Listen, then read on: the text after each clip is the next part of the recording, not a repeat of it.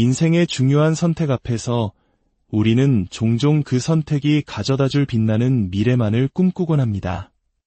결혼을 하면 행복한 가정을 꾸리고 좋은 직장에 들어가면 안정된 삶을 누릴 것이며 아이를 낳으면 사랑스러운 웃음소리가 가득할 것이라고 말입니다. 하지만 마치 빛이 강할수록 그림자가 짙어지듯 모든 선택에는 우리가 미처 예상하지 못했던 이면이 존재하기 마련입니다. 불을 피우면 따스함을 얻지만 필연적으로 피어오르는 연기에 눈이 매운 것은 당연한 이치입니다. 불은 피우고 싶지만 연기는 싫다고 할 수 없는 것처럼 우리는 삶의 여러 관계와 결정 속에서 기쁨과 동시에 그에 따르는 어려움, 즉 삶의 무게를 함께 짊어져야 합니다. 결혼이라는 제도를 예로 들어볼까요? 대한민국에서 결혼은 두 사람의 사랑의 결실인 동시에 두 가족의 만남을 의미합니다. 그리고 그 과정에서 많은 분들이 고부 갈등이라는 힘겨운 과제를 마주하게 됩니다. 사랑하는 사람과의 행복을 위해 내린 결정이 때로는 가장 큰 스트레스의 원인이 되기도 하는 것이죠. 이것은 결혼이라는 선택에 자연스럽게 따라오는 그림자와도 같습니다. 이는 비단 세속의 삶에만 해당되는 이야기는 아닙니다. 모든 것을 내려놓고 깨달음을 얻기 위해 떠나는 출가의 길 역시 마찬가지입니다. 많은 이들은 스님이 되면 모든 번뇌에서 벗어나 평온하고 자유로운 삶을 살 것이라 상상합니다. 하지만 사찰 역시 사람들이 모여 사는 작은 사회입니다. 혈연으로 맺어지지도 살아온 환경도 전혀 다른 사람들이 엄격한 위계질서 속에서 함께 살아가야 합니다. 세상의 속박이 싫어 출가했는데 오히려 더 큰 규율과 관계의 어려움에 부딪히는 경우도 많습니다. 이처럼 우리의 모든 선택에는 그 이면에 우리가 짊어져야 할 몫이 반드시 존재합니다. 그리고 그 이면을 미리 헤아리고 마음의 준비를 하는 것은 다가올 고통의 파도를 조금이나마 덜 아프게 넘을 수 있는 지혜가 됩니다. 마치 수영을 배우기 전 물에 빠졌을 때 다리에 쥐가 날 수 있다는 사실과 그 대처법을 미리 배우는 것처럼 말입니다. 예기치 못한 상황이 닥쳤을 때 미리 준비된 마음은 우리를 당황과 절망으로부터 지켜주는 든든한 방패가 되어줍니다. 오늘 우리는 바로 이 선택의 그림자, 그리고 세대를 거쳐 반복되는 마음의 아픔에 대한 깊은 고찰을 담은 한 분의 사연을 통해 우리 삶의 근원적인 문제를 함께 들여다보고자 합니다. 이 이야기는 어쩌면 우리 모두의 이야기일지도 모릅니다. 최근 저를 가장 괴롭게 하는 것은 저의 어머니와 제 딸에 관한 것입니다. 저는 어린 시절 어머니의 말과 행동에 상처받았던 기억들을 제 딸에게는 절대로 물려주고 싶지 않았습니다. 하지만 어느 순간 제가 그토록 싫어했던 어머니의 행동을 제 딸에게 똑같이 하고 있는 제 자신을 발견합니다. 그 모습을 볼 때마다 스스로에 대한 실망감과 어머니에 대한 분노, 그리고 이 어리석은 행동을 반복하는 제 자신에 대한 화가 마음속에 가득 차오릅니다. 부처님 공부를 한다더니 바뀐 게 뭐가 있냐는 남편의 말 한마디에 여지없이 무너져 내리고 상처받는 제 모습을 보며 스스로를 멍청하다고 신랄하게 비난합니다. 가족, 친구, 직장 동료들, 심지어 스쳐 지나가는 사람들까지 온 세상이 저를 힘들게 하는 거대한 파도처럼 느껴질 정도입니다. 무엇보다 가장 괴로운 것은 사랑하는 가족들에게 상처 주는 말과 행동을 하는 저 자신을 알면서도 아무것도 하지 못한 채 그저 지켜만 보고 있다는 사실입니다. 부디 이 어리석은 괴로움의 고리를 끊어낼 수 있는 부처님의 지혜를 구하고 싶습니다. 사연 잘 들었습니다. 참으로 가슴 아픈 이야기이자 우리 주변에서 너무나도 흔히 볼 수 있는 고통의 되물림에 관한 이야기입니다. 명절에 시어머니가 며느리에게 내 딸들은 왜 안 오냐고 무심코 묻는 말 한마디. 그 말에 며느리는 나도 누군가의 소중한 딸인데 하는 서운함을 느끼게 됩니다. 정작 그 시어머니 역시 과거에는 누군가의 며느리였고 혹독한 시집살이의 아픔을 겪었을 것입니다. 자신이 겪었던 고통을 다음 세대는 겪지 않게 해주는 것이 어른의 역할일 텐데 우리는 종종 나 때에 비하면 이건 아무것도 아니야 라고 말하며 자신의 경험을 잣대로 타인의 고통을 가볍게 여기는 폭력을 저지르곤 합니다. 그리고 이 무서운 무지와 분노, 어리석음의 대물림은 시댁과의 관계뿐만 아니라 가장 가깝고 사랑하는 나의 친부모, 그리고 나의 자식에게로 놀랍도록 정확하게 이어집니다. 사연을 주신 분께서 물으셨습니다. 왜 저는 어머니에게서 받은 상처와 나쁜 습관을 제 딸에게 되물림하게 될까요? 여기에 대한 부처님의 대답은 아마 지극히 단순하고 명료할 것입니다. 자식을 낳았기 때문입니다. 마치 누군가 저는 죽고 싶지 않은데 왜 죽어야만 합니까? 라고 묻는다면 그 대답은 태어났기 때문입니다. 인 것과 같습니다.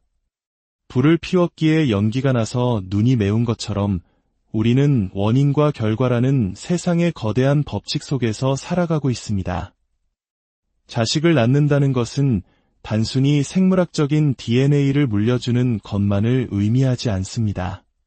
그보다 훨씬 더 강력한 정신적인 DNA, 즉 교육의 DNA를 물려주는 행위입니다. 어떤 학자들은 극단적 선택을 하는 유전자가 존재한다고 주장하기도 합니다. 통계적으로도 특정 가문에서 그러한 비극이 유독 많이 일어나는 경향이 있다고 합니다. 하지만 저는 그것이 피를 통해 전해지는 생물학적 유전자라고 생각하지 않습니다. 그것은 바로 보고 배운 것, 즉 교육의 결과물입니다. 어머니가 가졌던 분노와 슬픔은 피를 통해 나에게 온 것이 아닙니다.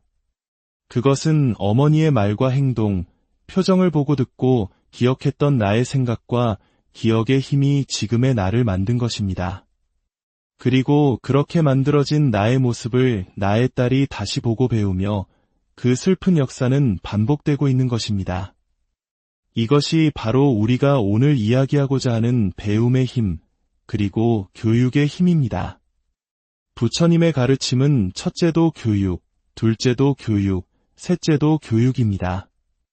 우리는 흔히 불교 수행이라고 하면 명상이나 절, 경전 읽기 같은 특별한 행위를 통해 엄청난 깨달음을 얻는 것이라고 생각합니다. 물론 이러한 수행들도 반드시 필요한 과정입니다. 하지만 부처님께서는 처음 찾아온 사람에게 다짜고짜 오늘부터 매일 1000배씩 절을 하거라 라고 말씀하시지 않았습니다. 부처님을 찾아오는 사람들은 모두 마음의 고민과 불만족, 결핍을 안고 찾아왔습니다. 역설적으로 말하면 바로 그 고민과 불만족이야말로 부처님의 제자가 될 수 있는 가장 중요한 자격 조건인 셈입니다. 그렇다면 지금 이 순간 고민을 안고 있는 우리 모두는 이미 부처님의 가르침을 배울 자격을 충분히 갖춘 것입니다. 나의 부족함과 어리석음을 인지하는 것, 그것이 바로 모든 배움의 시작점입니다. 내가 어머니로부터 물려받은 아픔을 딸에게 똑같이 주고 있다는 문제의식을 느끼는 바로 그 순간이 이 고통의 윤회를 끊어낼 수 있는 출발선이 되는 것입니다. 그러니 스스로를 자책하고 벌주지 마십시오. 자신의 부족함을 부끄러워하지 마십시오. 그 고민과 아픔이야말로 당신을 깨달음으로 이끌어줄 가장 소중한 씨앗입니다. 정말로 부끄러운 것은 모르면서 아는 척하는 것입니다. 나의 부족함을 인정하고 배우려 하지 않는 교만한 마음입니다. 이제 우리는 우리도 모르는 사이에 우리를 지배해온 잘못된 교육에 대해 냉정하게 돌아보아야 합니다. 그것은 교육이라기보다 세뇌에 가까웠을지도 모릅니다. 우리는 라고 묻는 법을 배우지 못했습니다. 어른들이나 스승이 하는 말에 의문을 제기하는 것은 예의에 어긋난다고 배웠습니다. 그저 원래 그런 것이라며 무조건적으로 받아들이는 것에 익숙해졌습니다. 하지만 진정한 배움은 질문에서 시작됩니다. 가르침을 들었다면 그 말씀은 어느 경전에 나옵니까? 라고 물어야 합니다. 그리고 직접 그 경전을 찾아 확인하고 이해가 되지 않는 부분이 있다면 다시 정중하게 가르침을 청해야 합니다. 이것은 결코 무례하거나 교만한 행동이 아닙니다. 오히려 진리를 향한 가장 진지하고 겸손한 태도입니다. 화엄경에서는 듣기만 하고 자기 것으로 삼지 않는 사람들을 비유를 들어 신랄하게 지적합니다. 마실 수 있는 민물에 빠져 표류하면서도 목이 말라 죽어가는 사람. 남에게는 진수성찬을 차려주면서도 정작 자신은 굶주리는 사람. 다른 사람의 병은 고쳐주면서 정작 자신의 병은 고치지 못하는 의사. 남의 보물은 밤새도록 세고 있으면서 정작 자신은 동전 한 푼 없는 가난한 사람. 수많은 사람을 강 건너편으로 실어 나르면서도 정작 자신은 강을 건너지 못하는 뱃사공. 이 모든 비유가 바로 우리들의 모습일 수 있습니다. 우리는 부처님의 좋은 말씀을 듣는 것은 즐겨하지만 그것을 자신의 삶 속에서 실천하여 스스로를 변화시키지는 못합니다. 그 결과 우리는 똑같은 실수를 끝없이 반복합니다. 나는 절대로 우리 엄마처럼 살지 않을 거야 라고 다짐하지만 결국 어머니의 모습을 똑같이 닮아가는 비극을 반복하는 것입니다. 그렇다면 이 고리를 어떻게 끊어야 할까요? 어떻게 사는 것이 올바른 길인지 누구에게 배워야 할까요? 안타깝게도 오늘날 우리 사회는 진정한 스승이 사라진 시대입니다. 지식은 넘쳐나지만 삶의 지혜를 가르쳐주는 스승은 찾아보기 어렵습니다. 이 문제에 대한 해답은 놀랍게도 어머니나 나 자신에게 있는 것이 아니라 바로 스승에게 있습니다. 내 인생의 멘토, 내 삶의 방향을 이끌어줄 선지식을 만나야 합니다. 그분을 통해 이유도 모른 채 세뇌당했던 수많은 낡은 가치관과 잘못된 교육의 굴레에서 벗어나 진정으로 올바른 교육을 다시 시작해야 합니다. 부처님께서는 라는 것은 본래 정해진 실체가 없다고 가르치셨습니다. 나는 세상과의 관계 속에서 잠시 만들어지는 가짜 존재일 뿐입니다. 카메라 앞에서 이야기하는 지금의 저는 카메라와 시청자라는 인연이 만들어낸 이야기하는 나입니다. 방에 혼자 있을 때의 저는 또 다른 모습입니다. 어떤 것도 진짜 나라고 할 만한 고정된 실체는 없습니다. 마찬가지로 시어머니 앞에서 만들어지는 며느리로서의 나, 딸 앞에서 만들어지는 엄마로서의 나 역시 수많은 인연이 만들어낸 임시적인 모습일 뿐 그것이 나의 전부는 아닙니다. 우리는 시어머니나 어머니를 바꿀 수 없습니다. 그렇다면 누가 바뀌어야 할까요? 바로 나 자신입니다.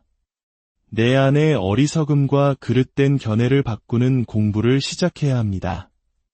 내 대해서 이 고통스러운 되물림의 윤회를 끊어내겠다는 위대한 결심을 해야 합니다. 옛 경전에 이런 비유가 나옵니다.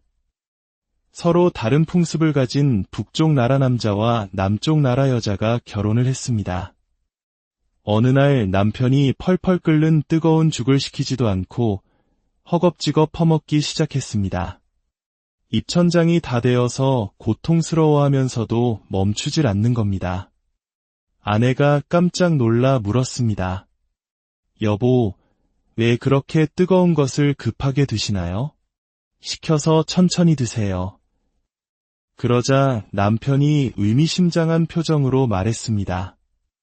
여기에는 아주 중대한 비밀이 숨겨져 있어. 우리 가문 대대로 내려오는 비법이지. 알고 보니 남편의 할아버지도 아버지도 모두 그렇게 뜨거운 죽을 급하게 먹다가 입을 대었다는 것입니다. 그들은 왜 그래야 하는지도 모른 채 그저 원래 우리 집은 그렇게 해왔다는 이유만으로 어리석고 고통스러운 습관을 대물림하고 있었던 것입니다. 혹시 우리도 이 남자처럼 왜 그래야 하는지도 모른 채 그저 부모님에게서 보고 배웠다는 이유만으로 나와 내 자녀에게 고통을 주는 어리석은 습관을 반복하고 있지는 않은지 깊이 성찰해 보아야 합니다. 이 고통의 고리를 끊어내는 것은 결코 쉽지 않습니다. 하지만 불가능한 일도 아닙니다. 나의 아픔과 부족함을 아는 것에서부터 배움은 시작됩니다. 그리고 그 배움의 길 끝에 우리는 비로소 지긋지긋한 되물림의 사슬을 끊고 진정한 자유와 평온을 얻게 될 것입니다. 이 지혜의 이야기가 여러분의 마음에 작은 등불이 되었다면 주변의 소중한 이들에게도 이 빛을 나누어 주십시오. 여러분의 공유와 구독은 더 많은 분들이 자신의 삶을 성찰하는 소중한 인연을 맺게 하는 공덕이 될 것입니다. 부처님의 자비가 늘 여러분과 함께하시. 인생의 중요한 선택 앞에서 우리는 종종 그 선택이 가져다줄 빛나는 미래만을 꿈꾸곤 합니다. 결혼을 하면 행복한 가정을 꾸리고 좋은 직장에 들어가면 안정된 삶을 누릴 것이며 아이를 낳으면 사랑스러운 웃음소리가 가득할 것이라고 말입니다. 하지만 마치 빛이 강할수록 그림자가 짙어지듯 모든 선택에는 우리가 미처 예상하지 못했던 이면이 존재하기 마련입니다. 불을 피우면 따스함을 얻지만 필연적으로 피어오르는 연기에 눈이 매운 것은 당연한 이치입니다. 불은 피우고 싶지만 연기는 싫다고 할 수 없는 것처럼 우리는 삶의 여러 관계와 결정 속에서 기쁨과 동시에 그에 따르는 어려움, 즉 삶의 무게를 함께 짊어져야 합니다. 결혼이라는 제도를 예로 들어볼까요? 대한민국에서 결혼은 두 사람의 사랑의 결실인 동시에 두 가족의 만남을 의미합니다. 그리고 그 과정에서 많은 분들이 고부 갈등이라는 힘겨운 과제를 마주하게 됩니다. 사랑하는 사람과의 행복을 위해 내린 결정이 때로는 가장 큰 스트레스의 원인이 되기도 하는 것이죠. 이것은 결혼이라는 선택에 자연스럽게 따라오는 그림자와도 같습니다. 이는 비단 세속의 삶에만 해당되는 이야기는 아닙니다. 모든 것을 내려놓고 깨달음을 얻기 위해 떠나는 출가의 길 역시 마찬가지입니다. 많은 이들은 스님이 되면 모든 번뇌에서 벗어나 평온하고 자유로운 삶을 살 것이라 상상합니다. 하지만 사찰 역시 사람들이 모여 사는 작은 사회입니다. 혈연으로 맺어지지도 살아온 환경도 전혀 다른 사람들이 엄격한 위계질서 속에서 함께 살아가야 합니다. 세상의 속박이 싫어 출가했는데 오히려 더 큰 규율과 관계의 어려움에 부딪히는 경우도 많습니다. 이처럼 우리의 모든 선택에는 그 이면에 우리가 짊어져야 할 몫이 반드시 존재합니다. 그리고 그 이면을 미리 헤아리고 마음의 준비를 하는 것은 다가올 고통의 파도를 조금이나마 덜 아프게 넘을 수 있는 지혜가 됩니다. 마치 수영을 배우기 전 물에 빠졌을 때 다리에 쥐가 날 수 있다는 사실과 그 대처법을 미리 배우는 것처럼 말입니다.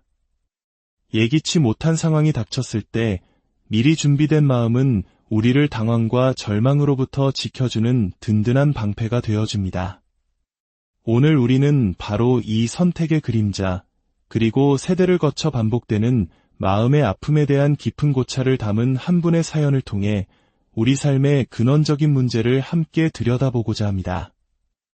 이 이야기는 어쩌면 우리 모두의 이야기일지도 모릅니다. 최근 저를 가장 괴롭게 하는 것은 저의 어머니와 제 딸에 관한 것입니다. 저는 어린 시절 어머니의 말과 행동에 상처받았던 기억들을 제 딸에게는 절대로 물려주고 싶지 않았습니다. 하지만 어느 순간 제가 그토록 싫어했던 어머니의 행동을 제 딸에게 똑같이 하고 있는 제 자신을 발견합니다.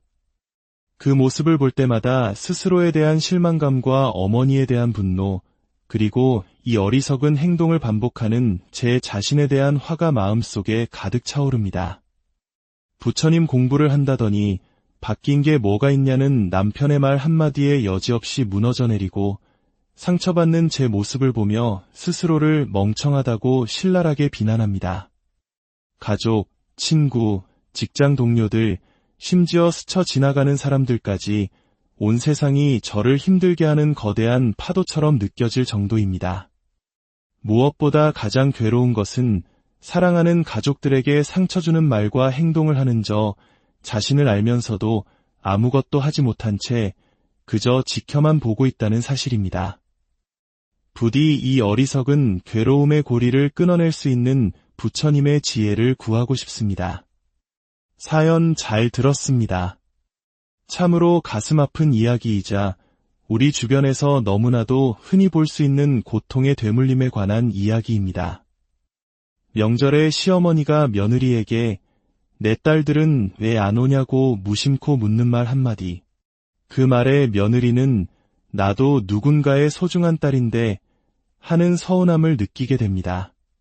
정작 그 시어머니 역시 과거에는 누군가의 며느리였고 혹독한 시집살이의 아픔을 겪었을 것입니다.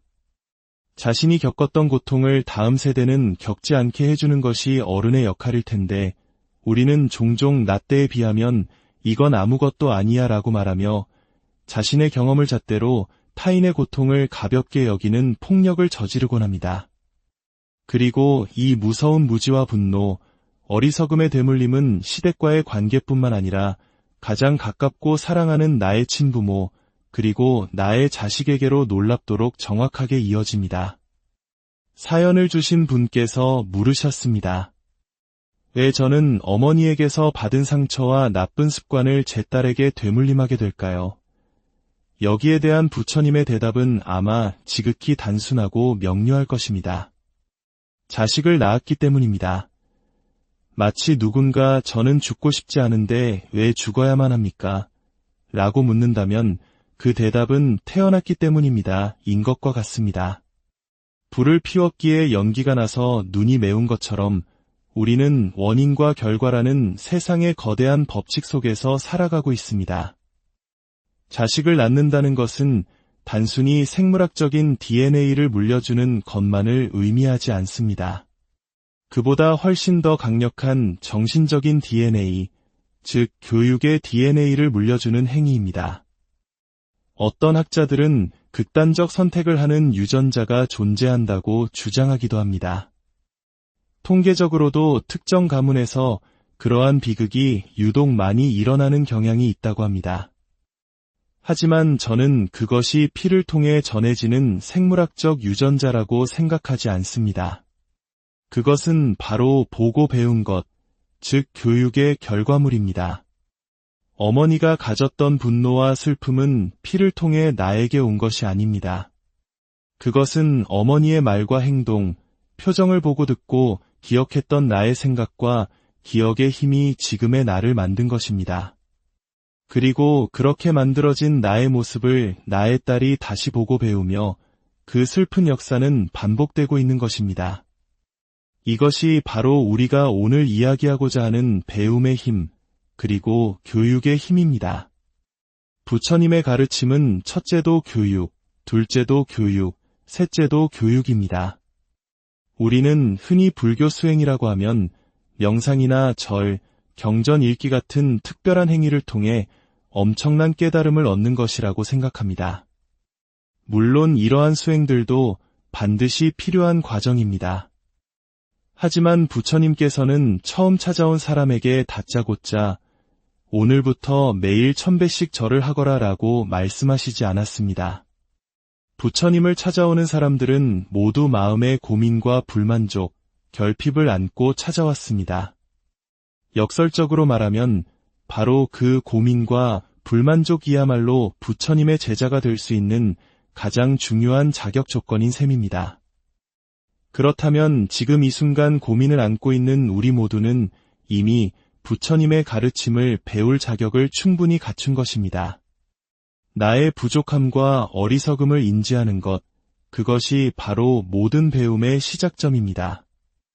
내가 어머니로부터 물려받은 아픔을 딸에게 똑같이 주고 있다는 문제의식을 느끼는 바로 그 순간이 이 고통의 윤회를 끊어낼 수 있는 출발선이 되는 것입니다.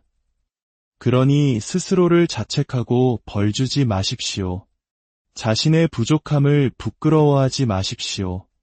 그 고민과 아픔이야말로 당신을 깨달음으로 이끌어줄 가장 소중한 씨앗입니다. 정말로 부끄러운 것은 모르면서 아는 척하는 것입니다. 나의 부족함을 인정하고 배우려 하지 않는 교만한 마음입니다. 이제 우리는 우리도 모르는 사이에 우리를 지배해온 잘못된 교육에 대해 냉정하게 돌아보아야 합니다.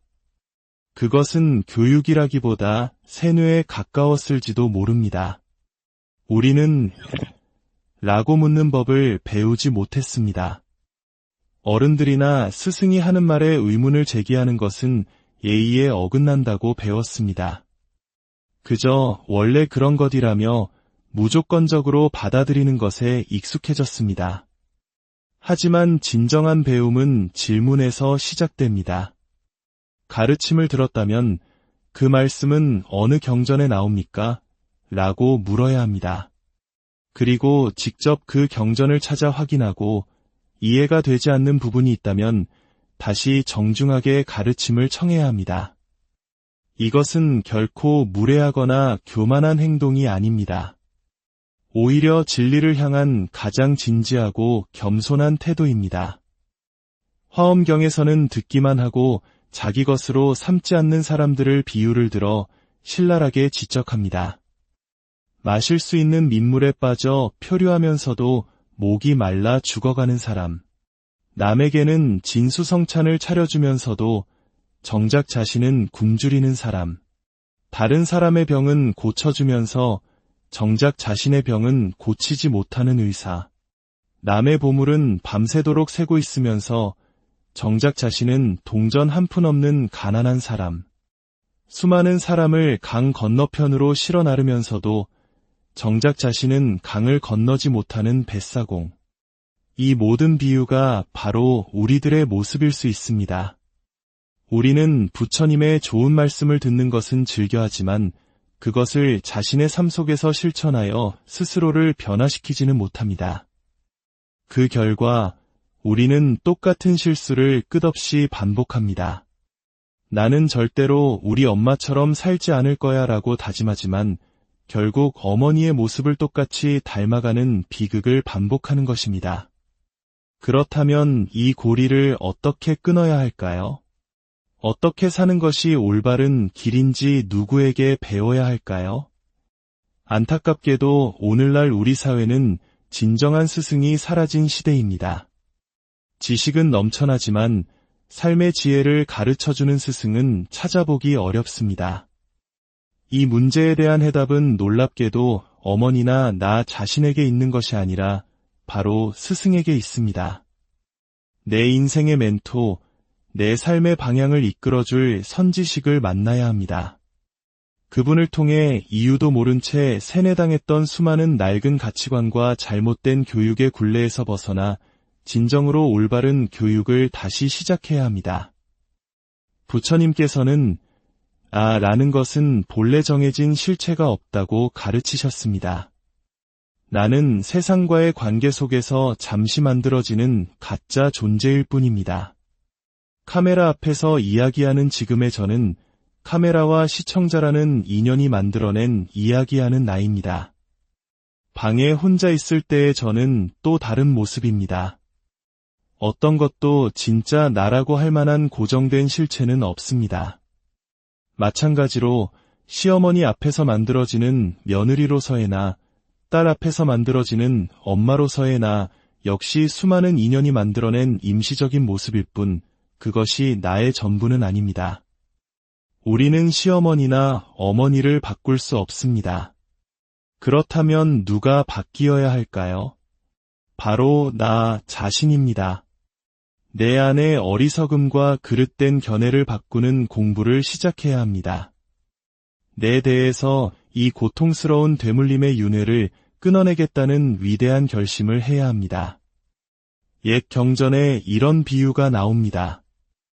서로 다른 풍습을 가진 북쪽 나라 남자와 남쪽 나라 여자가 결혼을 했습니다.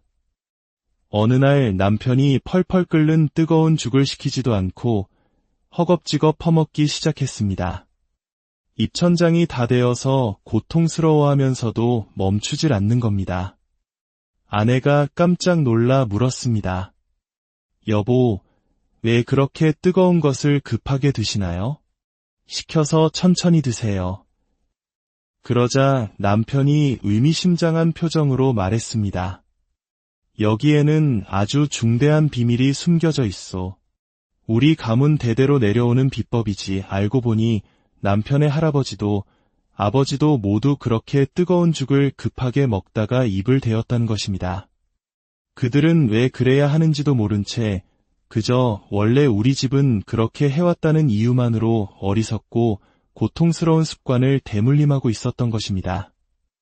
혹시 우리도 이 남자처럼 왜 그래야 하는지도 모른 채 그저 부모님에게서 보고 배웠다는 이유만으로 나와 내 자녀에게 고통을 주는 어리석은 습관을 반복하고 있지는 않은지 깊이 성찰해 보아야 합니다. 이 고통의 고리를 끊어내는 것은 결코 쉽지 않습니다. 하지만 불가능한 일도 아닙니다. 나의 아픔과 부족함을 아는 것에서부터 배움은 시작됩니다.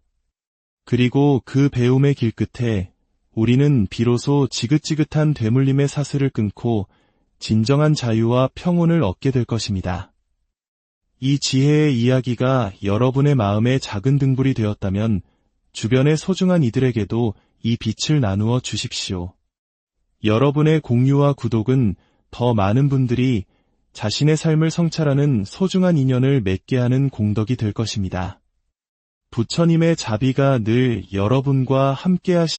인생의 중요한 선택 앞에서 우리는 종종 그 선택이 가져다줄 빛나는 미래만을 꿈꾸곤 합니다. 결혼을 하면 행복한 가정을 꾸리고 좋은 직장에 들어가면 안정된 삶을 누릴 것이며 아이를 낳으면 사랑스러운 웃음소리가 가득할 것이라고 말입니다. 하지만 마치 빛이 강할수록 그림자가 짙어지듯 모든 선택에는 우리가 미처 예상하지 못했던 이면이 존재하기 마련입니다.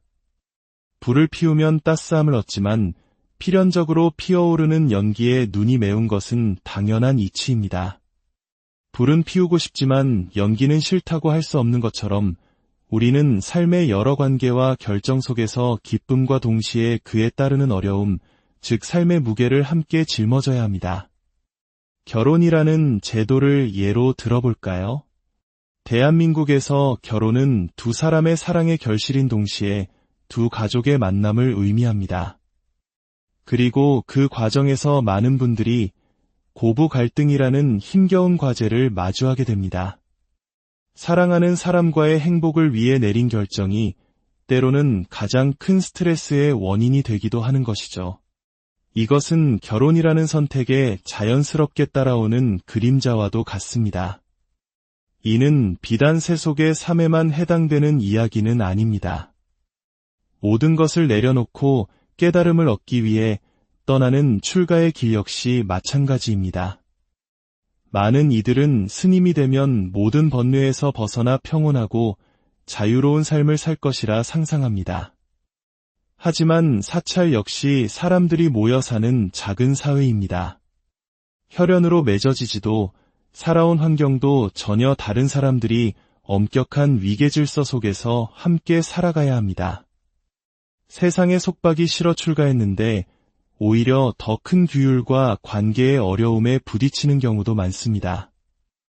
이처럼 우리의 모든 선택에는 그 이면에 우리가 짊어져야 할 몫이 반드시 존재합니다. 그리고 그 이면을 미리 헤아리고 마음의 준비를 하는 것은 다가올 고통의 파도를 조금이나마 덜 아프게 넘을 수 있는 지혜가 됩니다. 마치 수영을 배우기 전 물에 빠졌을 때 다리에 쥐가 날 수 있다는 사실과 그 대처법을 미리 배우는 것처럼 말입니다. 예기치 못한 상황이 닥쳤을 때 미리 준비된 마음은 우리를 당황과 절망으로부터 지켜주는 든든한 방패가 되어줍니다.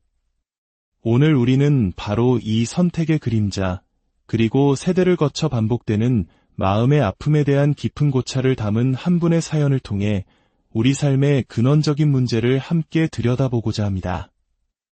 이 이야기는 어쩌면 우리 모두의 이야기일지도 모릅니다. 최근 저를 가장 괴롭게 하는 것은 저의 어머니와 제 딸에 관한 것입니다.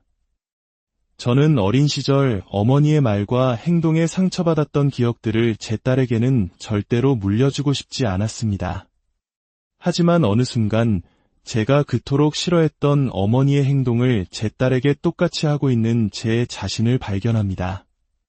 그 모습을 볼 때마다 스스로에 대한 실망감과 어머니에 대한 분노, 그리고 이 어리석은 행동을 반복하는 제 자신에 대한 화가 마음속에 가득 차오릅니다.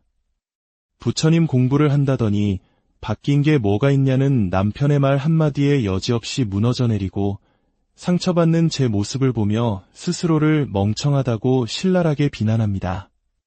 가족, 친구, 직장 동료들, 심지어 스쳐 지나가는 사람들까지 온 세상이 저를 힘들게 하는 거대한 파도처럼 느껴질 정도입니다. 무엇보다 가장 괴로운 것은 사랑하는 가족들에게 상처 주는 말과 행동을 하는 저 자신을 알면서도 아무것도 하지 못한 채 그저 지켜만 보고 있다는 사실입니다. 부디 이 어리석은 괴로움의 고리를 끊어낼 수 있는 부처님의 지혜를 구하고 싶습니다. 사연 잘 들었습니다. 참으로 가슴 아픈 이야기이자 우리 주변에서 너무나도 흔히 볼 수 있는 고통의 되물림에 관한 이야기입니다. 명절에 시어머니가 며느리에게 내 딸들은 왜 안 오냐고 무심코 묻는 말 한마디. 그 말에 며느리는 나도 누군가의 소중한 딸인데 하는 서운함을 느끼게 됩니다. 정작 그 시어머니 역시 과거에는 누군가의 며느리였고 혹독한 시집살이의 아픔을 겪었을 것입니다. 자신이 겪었던 고통을 다음 세대는 겪지 않게 해주는 것이 어른의 역할일 텐데 우리는 종종 나 때에 비하면 이건 아무것도 아니야 라고 말하며 자신의 경험을 잣대로 타인의 고통을 가볍게 여기는 폭력을 저지르곤 합니다. 그리고 이 무서운 무지와 분노, 어리석음의 되물림은 시댁과의 관계뿐만 아니라 가장 가깝고 사랑하는 나의 친부모, 그리고 나의 자식에게로 놀랍도록 정확하게 이어집니다. 사연을 주신 분께서 물으셨습니다. 왜 저는 어머니에게서 받은 상처와 나쁜 습관을 제 딸에게 되물림하게 될까요? 여기에 대한 부처님의 대답은 아마 지극히 단순하고 명료할 것입니다. 자식을 낳았기 때문입니다. 마치 누군가 저는 죽고 싶지 않은데 왜 죽어야만 합니까? 라고 묻는다면 그 대답은 태어났기 때문입니다. 인 것과 같습니다. 불을 피웠기에 연기가 나서 눈이 매운 것처럼 우리는 원인과 결과라는 세상의 거대한 법칙 속에서 살아가고 있습니다. 자식을 낳는다는 것은 단순히 생물학적인 DNA를 물려주는 것만을 의미하지 않습니다. 그보다 훨씬 더 강력한 정신적인 DNA, 즉 교육의 DNA를 물려주는 행위입니다. 어떤 학자들은 극단적 선택을 하는 유전자가 존재한다고 주장하기도 합니다. 통계적으로도 특정 가문에서 그러한 비극이 유독 많이 일어나는 경향이 있다고 합니다. 하지만 저는 그것이 피를 통해 전해지는 생물학적 유전자라고 생각하지 않습니다. 그것은 바로 보고 배운 것, 즉 교육의 결과물입니다. 어머니가 가졌던 분노와 슬픔은 피를 통해 나에게 온 것이 아닙니다. 그것은 어머니의 말과 행동, 표정을 보고 듣고 기억했던 나의 생각과 기억의 힘이 지금의 나를 만든 것입니다. 그리고 그렇게 만들어진 나의 모습을 나의 딸이 다시 보고 배우며 그 슬픈 역사는 반복되고 있는 것입니다. 이것이 바로 우리가 오늘 이야기하고자 하는 배움의 힘, 그리고 교육의 힘입니다. 부처님의 가르침은 첫째도 교육, 둘째도 교육, 셋째도 교육입니다. 우리는 흔히 불교 수행이라고 하면 명상이나 절, 경전 읽기 같은 특별한 행위를 통해 엄청난 깨달음을 얻는 것이라고 생각합니다. 물론 이러한 수행들도 반드시 필요한 과정입니다. 하지만 부처님께서는 처음 찾아온 사람에게 다짜고짜 오늘부터 매일 1000배씩 절을 하거라 라고 말씀하시지 않았습니다. 부처님을 찾아오는 사람들은 모두 마음의 고민과 불만족, 결핍을 안고 찾아왔습니다. 역설적으로 말하면 바로 그 고민과 불만족이야말로 부처님의 제자가 될 수 있는 가장 중요한 자격 조건인 셈입니다. 그렇다면 지금 이 순간 고민을 안고 있는 우리 모두는 이미 부처님의 가르침을 배울 자격을 충분히 갖춘 것입니다. 나의 부족함과 어리석음을 인지하는 것, 그것이 바로 모든 배움의 시작점입니다. 내가 어머니로부터 물려받은 아픔을 딸에게 똑같이 주고 있다는 문제의식을 느끼는 바로 그 순간이 이 고통의 윤회를 끊어낼 수 있는 출발선이 되는 것입니다. 그러니 스스로를 자책하고 벌주지 마십시오. 자신의 부족함을 부끄러워하지 마십시오. 그 고민과 아픔이야말로 당신을 깨달음으로 이끌어줄 가장 소중한 씨앗입니다. 정말로 부끄러운 것은 모르면서 아는 척하는 것입니다. 나의 부족함을 인정하고 배우려 하지 않는 교만한 마음입니다. 이제 우리는 우리도 모르는 사이에 우리를 지배해온 잘못된 교육에 대해 냉정하게 돌아보아야 합니다. 그것은 교육이라기보다 세뇌에 가까웠을지도 모릅니다. 우리는 라고 묻는 법을 배우지 못했습니다. 어른들이나 스승이 하는 말에 의문을 제기하는 것은 예의에 어긋난다고 배웠습니다. 그저 원래 그런 것이라며 무조건적으로 받아들이는 것에 익숙해졌습니다. 하지만 진정한 배움은 질문에서 시작됩니다. 가르침을 들었다면 그 말씀은 어느 경전에 나옵니까? 라고 물어야 합니다. 그리고 직접 그 경전을 찾아 확인하고 이해가 되지 않는 부분이 있다면 다시 정중하게 가르침을 청해야 합니다. 이것은 결코 무례하거나 교만한 행동이 아닙니다. 오히려 진리를 향한 가장 진지하고 겸손한 태도입니다. 화엄경에서는 듣기만 하고 자기 것으로 삼지 않는 사람들을 비유를 들어 신랄하게 지적합니다. 마실 수 있는 민물에 빠져 표류하면서도 목이 말라 죽어가는 사람. 남에게는 진수성찬을 차려주면서도 정작 자신은 굶주리는 사람. 다른 사람의 병은 고쳐주면서 정작 자신의 병은 고치지 못하는 의사. 남의 보물은 밤새도록 새고 있으면서 정작 자신은 동전 한 푼 없는 가난한 사람. 수많은 사람을 강 건너편으로 실어 나르면서도 정작 자신은 강을 건너지 못하는 뱃사공. 이 모든 비유가 바로 우리들의 모습일 수 있습니다. 우리는 부처님의 좋은 말씀을 듣는 것은 즐겨하지만 그것을 자신의 삶 속에서 실천하여 스스로를 변화시키지는 못합니다. 그 결과 우리는 똑같은 실수를 끝없이 반복합니다. 나는 절대로 우리 엄마처럼 살지 않을 거야 라고 다짐하지만 결국 어머니의 모습을 똑같이 닮아가는 비극을 반복하는 것입니다. 그렇다면 이 고리를 어떻게 끊어야 할까요? 어떻게 사는 것이 올바른 길인지 누구에게 배워야 할까요? 안타깝게도 오늘날 우리 사회는 진정한 스승이 사라진 시대입니다. 지식은 넘쳐나지만 삶의 지혜를 가르쳐주는 스승은 찾아보기 어렵습니다. 이 문제에 대한 해답은 놀랍게도 어머니나 나 자신에게 있는 것이 아니라 바로 스승에게 있습니다. 내 인생의 멘토, 내 삶의 방향을 이끌어줄 선지식을 만나야 합니다. 그분을 통해 이유도 모른 채 세뇌당했던 수많은 낡은 가치관과 잘못된 교육의 굴레에서 벗어나 진정으로 올바른 교육을 다시 시작해야 합니다. 부처님께서는 라는 것은 본래 정해진 실체가 없다고 가르치셨습니다.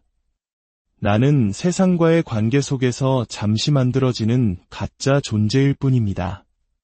카메라 앞에서 이야기하는 지금의 저는 카메라와 시청자라는 인연이 만들어낸 이야기하는 나입니다.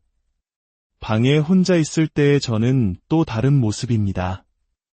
어떤 것도 진짜 나라고 할 만한 고정된 실체는 없습니다. 마찬가지로 시어머니 앞에서 만들어지는 며느리로서의 나, 딸 앞에서 만들어지는 엄마로서의 나 역시 수많은 인연이 만들어낸 임시적인 모습일 뿐 그것이 나의 전부는 아닙니다. 우리는 시어머니나 어머니를 바꿀 수 없습니다. 그렇다면 누가 바뀌어야 할까요? 바로 나 자신입니다. 내 안의 어리석음과 그릇된 견해를 바꾸는 공부를 시작해야 합니다. 내 대해서 이 고통스러운 되물림의 윤회를 끊어내겠다는 위대한 결심을 해야 합니다. 옛 경전에 이런 비유가 나옵니다. 서로 다른 풍습을 가진 북쪽 나라 남자와 남쪽 나라 여자가 결혼을 했습니다. 어느 날 남편이 펄펄 끓는 뜨거운 죽을 식히지도 않고 허겁지겁 퍼먹기 시작했습니다. 입천장이 다 되어서 고통스러워하면서도 멈추질 않는 겁니다. 아내가 깜짝 놀라 물었습니다. 여보, 왜 그렇게 뜨거운 것을 급하게 드시나요? 식혀서 천천히 드세요. 그러자 남편이 의미심장한 표정으로 말했습니다. 여기에는 아주 중대한 비밀이 숨겨져 있어. 우리 가문 대대로 내려오는 비법이지. 알고 보니 남편의 할아버지도 아버지도 모두 그렇게 뜨거운 죽을 급하게 먹다가 입을 대었다는 것입니다. 그들은 왜 그래야 하는지도 모른 채 그저 원래 우리 집은 그렇게 해왔다는 이유만으로 어리석고 고통스러운 습관을 대물림하고 있었던 것입니다. 혹시 우리도 이 남자처럼 왜 그래야 하는지도 모른 채 그저 부모님에게서 보고 배웠다는 이유만으로 나와 내 자녀에게 고통을 주는 어리석은 습관을 반복하고 있지는 않은지 깊이 성찰해 보아야 합니다. 이 고통의 고리를 끊어내는 것은 결코 쉽지 않습니다. 하지만 불가능한 일도 아닙니다. 나의 아픔과 부족함을 아는 것에서부터 배움은 시작됩니다. 그리고 그 배움의 길 끝에 우리는 비로소 지긋지긋한 되물림의 사슬을 끊고 진정한 자유와 평온을 얻게 될 것입니다. 이 지혜의 이야기가 여러분의 마음에 작은 등불이 되었다면 주변의 소중한 이들에게도 이 빛을 나누어 주십시오. 여러분의 공유와 구독은 더 많은 분들이 자신의 삶을 성찰하는 소중한 인연을 맺게 하는 공덕이 될 것입니다. 부처님의 자비가 늘 여러분과 함께하시. 인생의 중요한 선택 앞에서 우리는 종종 그 선택이 가져다줄 빛나는 미래만을 꿈꾸곤 합니다. 결혼을 하면 행복한 가정을 꾸리고 좋은 직장에 들어가면 안정된 삶을 누릴 것이며 아이를 낳으면 사랑스러운 웃음소리가 가득할 것이라고 말입니다. 하지만 마치 빛이 강할수록 그림자가 짙어지듯 모든 선택에는 우리가 미처 예상하지 못했던 이면이 존재하기 마련입니다. 불을 피우면 따스함을 얻지만 필연적으로 피어오르는 연기에 눈이 매운 것은 당연한 이치입니다. 불은 피우고 싶지만 연기는 싫다고 할 수 없는 것처럼 우리는 삶의 여러 관계와 결정 속에서 기쁨과 동시에 그에 따르는 어려움, 즉 삶의 무게를 함께 짊어져야 합니다. 결혼이라는 제도를 예로 들어볼까요? 대한민국에서 결혼은 두 사람의 사랑의 결실인 동시에 두 가족의 만남을 의미합니다. 그리고 그 과정에서 많은 분들이 고부 갈등이라는 힘겨운 과제를 마주하게 됩니다. 사랑하는 사람과의 행복을 위해 내린 결정이 때로는 가장 큰 스트레스의 원인이 되기도 하는 것이죠. 이것은 결혼이라는 선택에 자연스럽게 따라오는 그림자와도 같습니다. 이는 비단 세속의 삶에만 해당되는 이야기는 아닙니다. 모든 것을 내려놓고 깨달음을 얻기 위해 떠나는 출가의 길 역시 마찬가지입니다. 많은 이들은 스님이 되면 모든 번뇌에서 벗어나 평온하고 자유로운 삶을 살 것이라 상상합니다. 하지만 사찰 역시 사람들이 모여 사는 작은 사회입니다.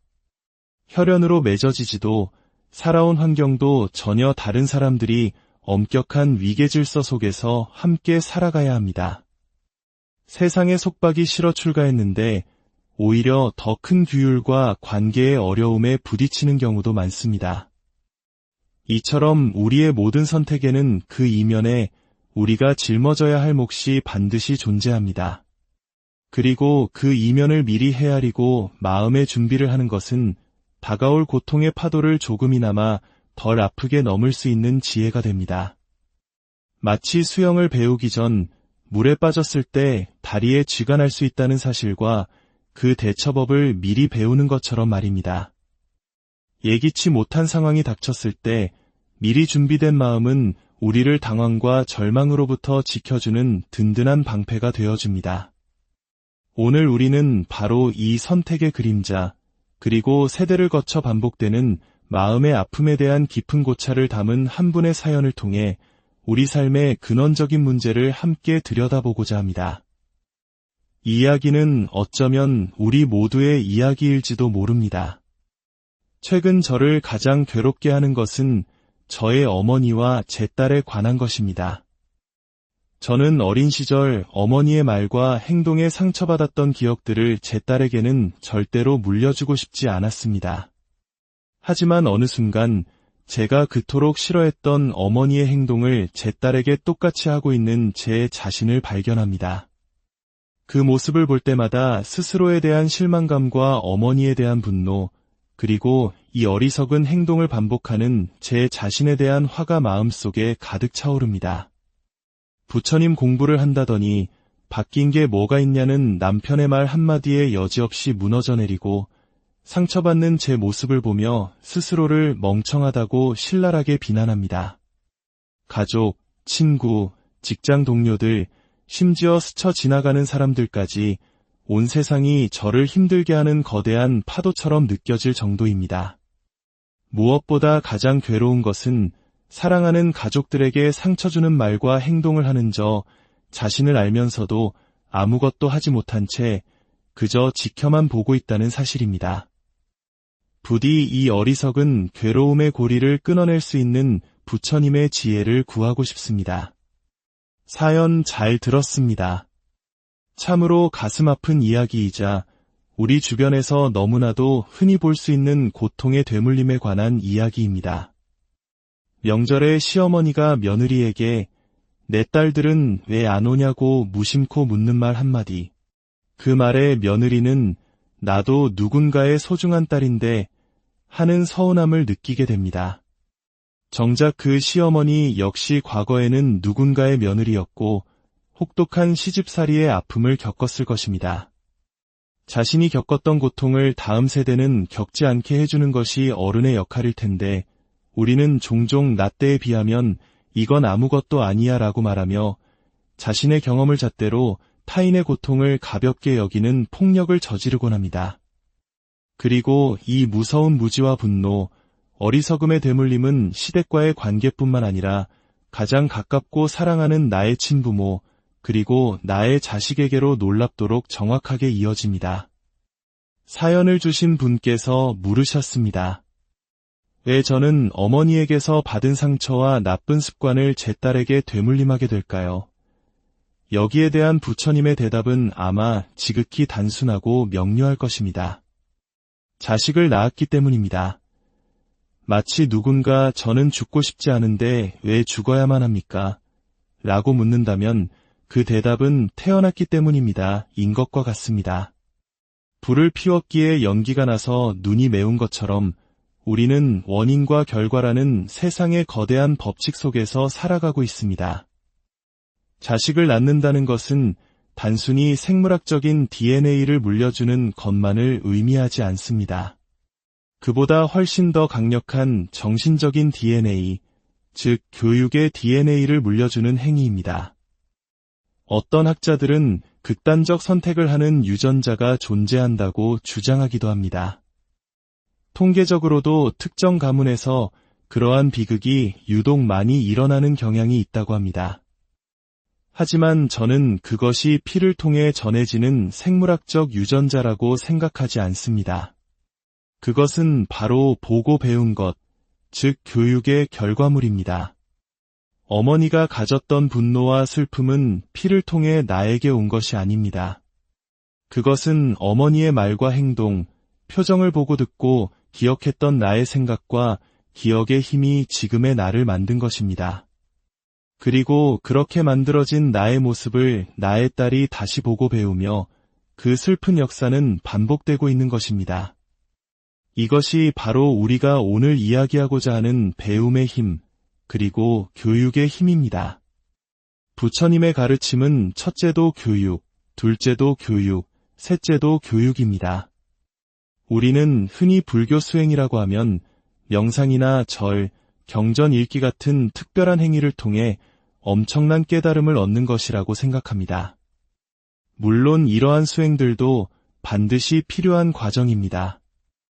하지만 부처님께서는 처음 찾아온 사람에게 다짜고짜 오늘부터 매일 1000배씩 절을 하거라 라고 말씀하시지 않았습니다. 부처님을 찾아오는 사람들은 모두 마음의 고민과 불만족, 결핍을 안고 찾아왔습니다. 역설적으로 말하면 바로 그 고민과 불만족이야말로 부처님의 제자가 될 수 있는 가장 중요한 자격 조건인 셈입니다. 그렇다면 지금 이 순간 고민을 안고 있는 우리 모두는 이미 부처님의 가르침을 배울 자격을 충분히 갖춘 것입니다. 나의 부족함과 어리석음을 인지하는 것, 그것이 바로 모든 배움의 시작점입니다.